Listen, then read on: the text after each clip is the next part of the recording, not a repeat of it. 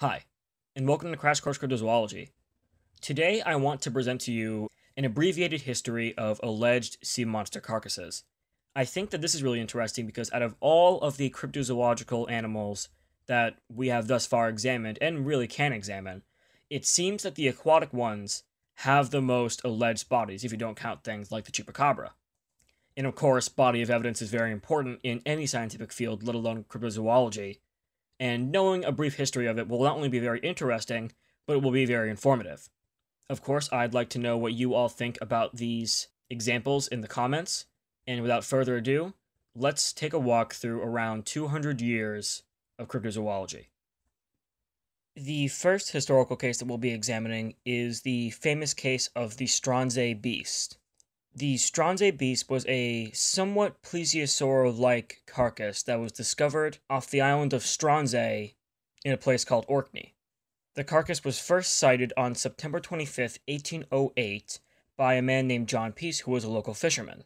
He observed seabirds that were flocking around this strange mass in the water and pecking and maybe even eating at it. He was unable to reach it on that day because it was in an inaccessible area of the waters.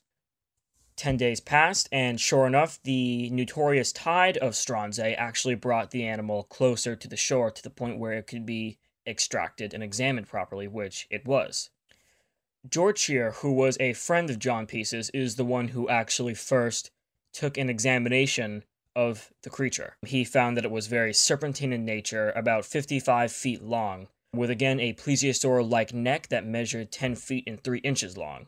He described the head as if that of a sheep, but with eyes bigger than a seal's. And perhaps what stuck out the most was the 6 legs that it seemed to have on its body. Not only that, but strange hair-like bristles that formed on its back that, according to George Shear, glowed in the dark. An excerpt of the examination can be found in an old article from the Orcadian newspaper as follows. Its flesh was described as being like coarse, ill-colored beef, entirely covered with fat and tallow, and without the least resemblance or affinity to fish. The skin, which was gray-colored and had an elastic texture, was said to be about 2 inches thick in parts. It wasn't more than about 5 days, the end of September, that news of what was being called the Strands A Beast had spread pretty far across the scientific community, to the point where the Natural History Society of Edinburgh had a meeting about it. They deemed that it was a real animal, calling it Halcedrus pontopidani, which in Latin means Pontoppidan's water snake of the sea. It was named after the 18th century Norwegian bishop who had an affinity for sea monster stories. However, after this was put up into the scientific community as it spread even farther, and a naturalist named Sir Everett Home decided he wanted to examine it himself. There was not the entire corpse left because it had decayed somewhat in the water, and of course, over time, things like that become inexaminable, at least not sufficiently examinable, in a time without DNA evidence. But he was able to physically examine the parts left of the creature, and made a shocking discovery. Sir Home concluded that the Strands A Beast was not a new species, but was in fact a decaying basking shark. He actually came to this conclusion based on the vertebrae of the monster, which was actually perfectly identical to the vertebrae of a basking shark. Of course, corpses that decay can look to be anything. However, the Strands A Beast is still listed as an unknown, or at least unidentified, specimen. Now, that isn't to say that we know that it's an unidentified animal. It is only to say that we don't know what the Strands A Beast was. There are issues with the basking shark theory. For one thing, the reported glowing bristles on the animal are not characteristic of basking sharks, although they could be perhaps due to phosphorus exposure in the water. The legs could be misidentified, but it is difficult to do so with an animal that has no legs in the first place. And finally, perhaps most notably, there is the length of the creature. There are no basking sharks on record that have grown up to 55 feet in length. While it's only about 10 feet larger than most basking sharks will grow, it is still significant to note that if this is a basking shark, not only had the biggest basking shark in history been discovered, it had also been misidentified as a new species, which could be an odd coincidence, but a coincidence nonetheless. Ultimately, the Strands A Beast is interesting because it's a mystery that we'll probably never really find out. and it was one of, if not the first, truly well-known specimen of what could very well have been the carcass of a real sea monster. The second case that we'll be examining takes place in 1845. It's a well-known case called the Koch Sea Serpent, and was actually a hoax perpetrated by a man named Albert C. Koch. Koch was actually famous for his fabrications, especially skeletal ones. He was most well known for the Missouri Leviathan, which he claimed was a skeleton of a giant mastodon, but it was found to be a skeleton fabricated through the bones of whales. Shortly after the Missouri Leviathan case, in 1845, Albert Koch put together what he called a sea serpent skeleton, and put it up on display in New York City as a sort of, almost like a sideshow attraction, really. The skeleton was 35 meters long. Most of the bones were vertebrae bones like the neck and the spine. However, because Koch was so well known for his fabrications, it didn't take long, really, for him to be found out. Professor Wyman, who was an anatomist at the time, took a look at the skeleton and pretty quickly discovered that it was a fraud. It had actually been compiled out of Basilosaurus bones, Basilosaurus being an extinct species of prehistoric whale. The skeleton was quickly removed, and Koch was once again labeled a fraud. Rightly so. The reason that the Koch Sea Serpent is on this list is because, for one thing, it shows that it's a wonderful example of historical hoaxes, and there are many of them, but there aren't many that fooled as many people as Koch did, and Koch was very good at what he was trying to do. And I think it's interesting because even though the Strands A Beast was very heavily scientifically examined, which is far more important than what Koch got, Koch was really the first one who brought forward at least alleged sea monster carcasses and skeletons, and drew the public and media attention to it, which was extremely significant for the time and really still is. While it was far from being the sea serpent that he claimed it to be, Koch Sea Serpent is important because it drew the most public attention at the time. Jumping ahead to November 1896 on Anastasia Island in Florida, we come to the carcass known as the St. Augustine Monster. The carcass was found by two young boys who were on Anastasia Island, and found it odd that there was such a large mass washed up on the shore. They actually assumed that it was a whale and went to Dr. Webb, who was the founder of the St. Augustine Historical Society. They wanted Dr. Webb basically just to confirm their suspicions, but Dr. Webb ended up having different ideas of what the carcass was. Upon initial observation and later observations done by him, Dr. Webb noted that there were extensions and protrusions on the carcass that he viewed as arms or even tentacles.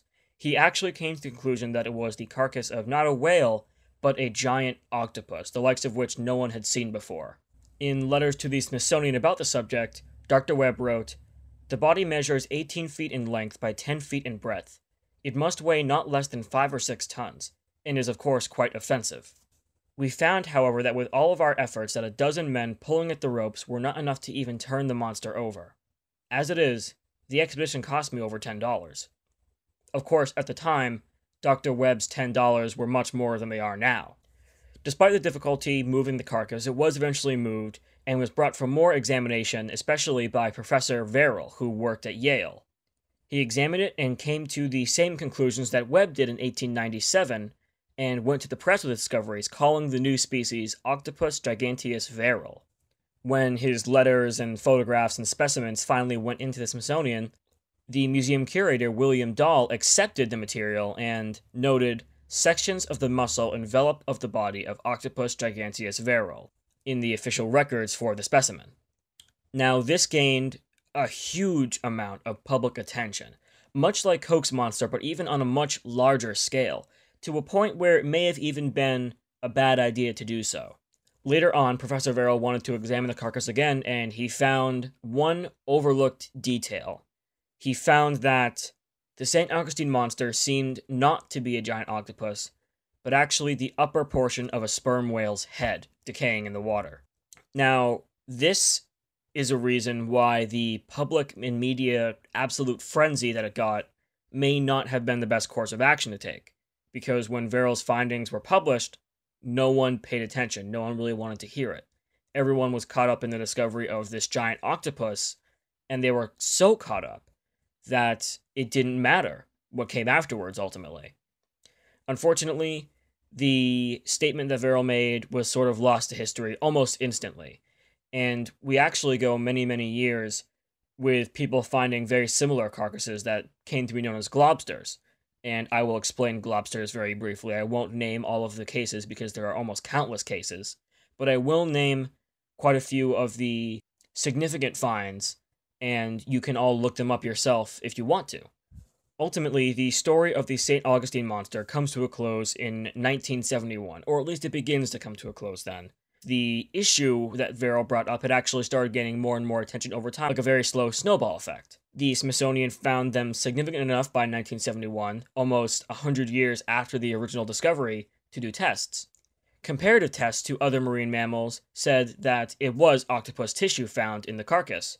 Amino acid tests in 1986 came to a similar conclusion. It's important to note that in 1971 and 1986, although they're very close to the present day, DNA testing was still not as prime as it is now. The closest they got to DNA testing was amino acid testing, which is a component of DNA, but isn't really DNA itself. DNA forms amino acids. While comparing amino acids is a very sophisticated way to try and identify a creature, it's nowhere near as conclusive and as accurate as DNA testing, which was subsequently done in 1995 and in 2004 with the use of an electron microscope and biochemical analysis. The collagen that was found inside the carcass came from a warm-blooded mammal, in other words, not an octopus. And finally, in 2004, modern DNA testing showed that what the collagen really was whale blubber.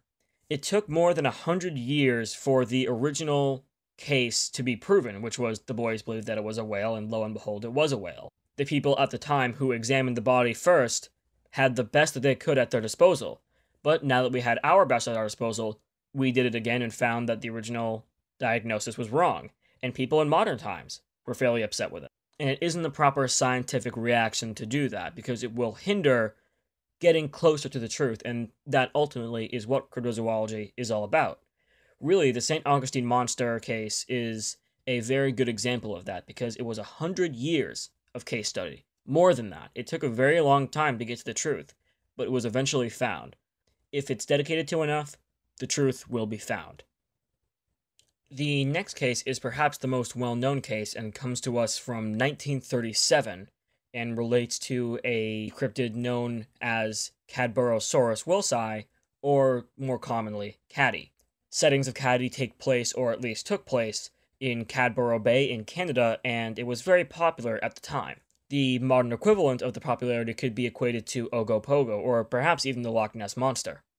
The Cadborosaurus was described as serpentine in nature with strange hair on the back and a distinctly camel or horse-like head.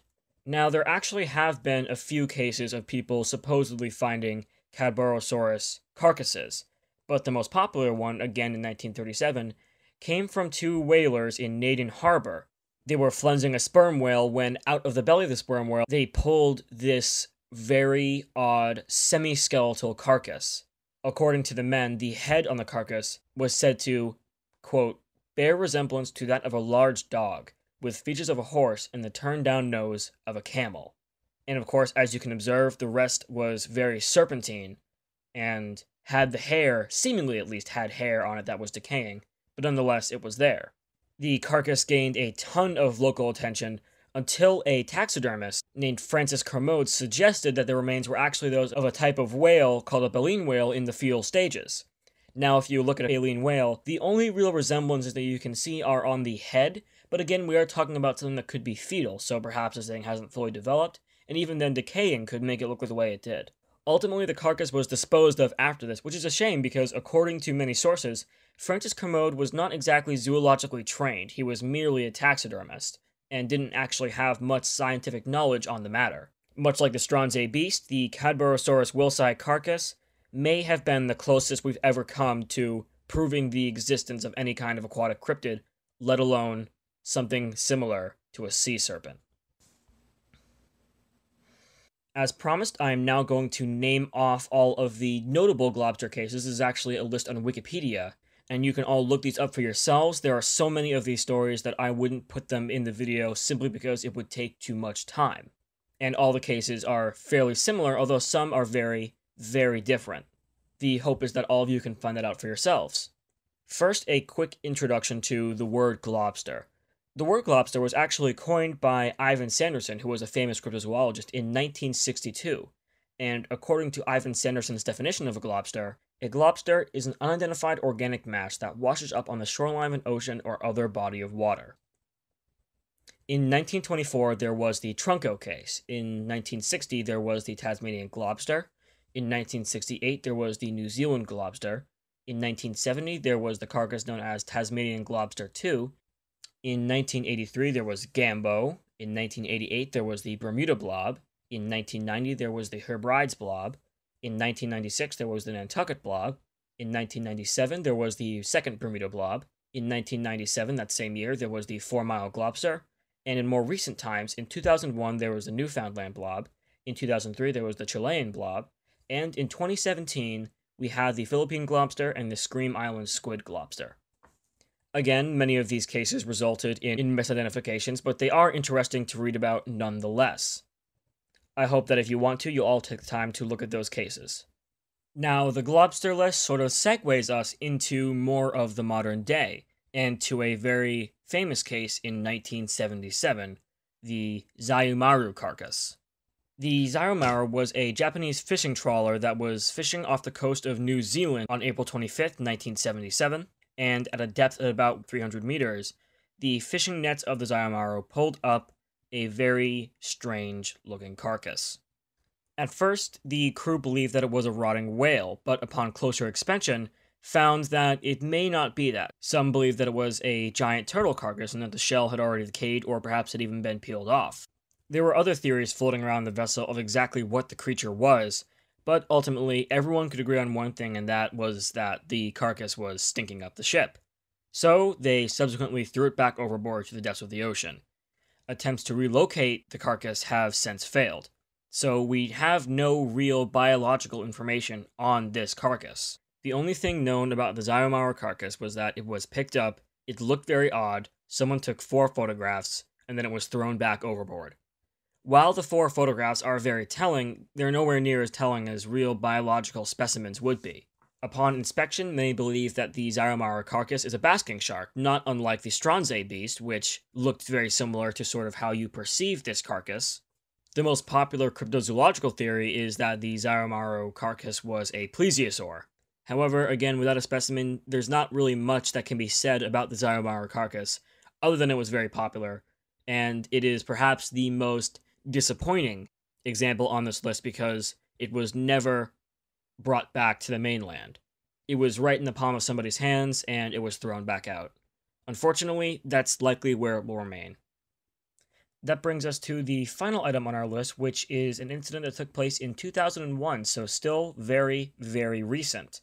This specimen was located by a man named Robert Rines, who many of you may know that name, and the reason you would is because he's very famous in the cryptozoological community.